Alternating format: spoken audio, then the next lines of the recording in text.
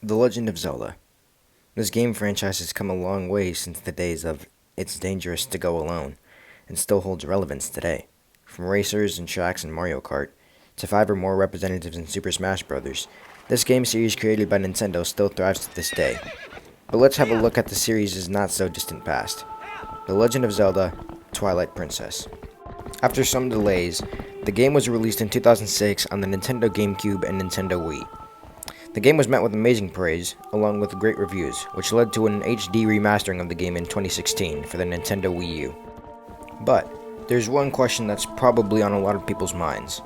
Why was this game loved by so many? Why was it so popular back when it was released, and still is to this day? This is a question I'm here to answer for you. From amazing visual design to an engaging story and fun gameplay, my name is Jotep, and this is why I love The Legend of Zelda, Twilight Princess.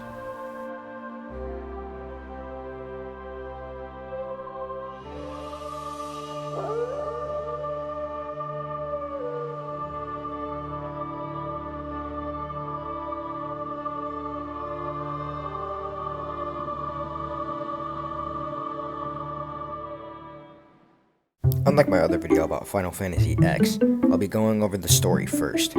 This bit will inevitably contain spoilers for the first parts of the game, so be aware of that before proceeding. Consider this your one and only spoiler warning. Our journey begins with a young boy named Link being assigned a task. This task is to deliver a blade to the royal family in Hyrule Castle, and seeing as Link is the only one in Ordon village with a horse, this task falls upon him. Not too long after that, you're introduced to a girl named Ilia. She is among one of the many children in the village, and she's the closest to Link in terms of age. She becomes integral in the story later on, so remember her. Link then meets up with the other children of the village, showing off his new techniques that he's learned. This serves as the game's tutorial. After doing a few side missions for the village's people, the children ask to borrow his wooden sword in order to chase off a monkey that had been bothering them. Link lends it to them, but hears a strange noise. It had come from the sacred spring in the outskirts of the village, and Link went to investigate. There was a large group of monsters, and they kidnapped the children after knocking Link unconscious. Link wakes up shortly after and decides to give chase, and eventually comes across a gate of twilight. Once pulled through, he is transformed into a wolf and is captured by the forces of darkness, dragged to the now transformed Hyrule Castle to become prisoner.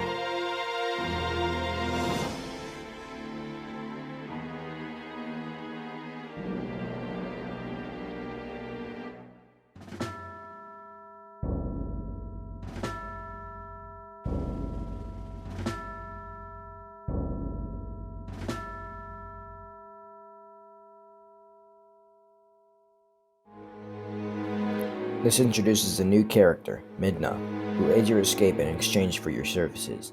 She offers new gameplay mechanics, such as jumping across longer distances while in wolf form, and fast travel. She helps you escape Hyrule Castle and takes you to Princess Zelda. Zelda tells you of how the castle fell at Zant, the King of Twilight's hand, and that Link is the only one who can restore light to the world covered in twilight. Link accepts this daunting task and is transported back to Ordon province, where he must collect Tears of Light and take them to the Sacred Spring. Once this task is completed, light is restored to the province, and Link reverts to human form, donning new clothes, the hero's tunic. Armed with the sword he was tasked to deliver and the shield of his village, he sets off on his quest to save the children and restore peace to Hyrule. So that's where I'm going to stop when it comes to story, and give you my thoughts on it so far. I don't want to get too into depth, or we're going to be here all day.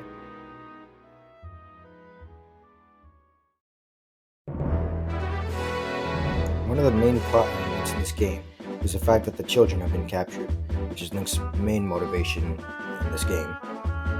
And I think that's actually really cool, because most of the time it's just, oh, Link, you gotta go out and save the world now. Yeah, go save the world. But in this game, he's not doing it to save all of Hyrule, he's doing it to save those who are precious to him, and I think that's really cool, because I don't think too many Zelda games have actually done that, because like, Breath of the Wild, it's just, oh, Zelda is in trouble, go save her, oh no, she's gonna give out any minute, but with Twilight Princess, it's just, oh, he's a regular village boy, and he has people to protect, so he's going out on a quest to find those people and save them. And I honestly think that's one of the coolest parts of this game, because he's not, for the most part of the game, he's not doing it to save Hyrule, he's doing it to save those who are precious to it. Now, let's move on to the next part of the game, gameplay. Twilight Princess plays like the average Zelda game. B is to attack, and Z is to target your enemies, just like every other Zelda game. But there's another element that makes this game unique. The Hero Shade, an optional side mission that allows you to gain new skills. Now the cool thing about the Hero Shade is he mostly in this game appears as a golden wolf, and you need to find howling stones, which you use to play songs from Ocarina of Time by howling as Wolf Link. And later on in the game you get to alternate whenever you want. And so you go to these howling stones and you howl at them, and then it shows you on your map where the Hero Shade is, and then you go and find him in human form, and then he transports you to this place where you have to fight him and show him that you've learned the last technique that he showed you, which he shows you a technique automatically in the first bits of the game that is inevitable. It has to happen, otherwise you can't move forward with the game. But the rest of it is optional. So he transports you to the place, you show him that you learned the last technique, and then that's when he teaches you the new technique, and I'm pretty sure there are 7 in the game. Yeah, 7 techniques that you can learn throughout the game. And each of these are found using howling stones, which are in each province in different locations. And so, yeah, I think, honestly, the coolest part of the game, Hero Shade. Once you start listening to what he says, you'll know exactly who he is, especially considering what point in the timeline this takes place. So cool. So anyways, enough of my rambling.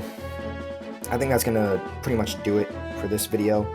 I'm going to upload more videos kind of like this. The next video I'm going to do is probably my thoughts on Final Fantasy X's story, since that game is a banger. If you haven't played it already, I suggest you go play it right now. But if you haven't played it, go play it. But that's going to be my next video, so stay tuned for that. And if this video gets about 20 likes, I will upload a second half to this video where I actually go further into the story and give you my thoughts on it, kind of like what I'm doing with Final Fantasy X. So if you guys want to see that, make sure to let me know. Otherwise, this is going to be it for me, and I will see you all in the next video. Bye bye.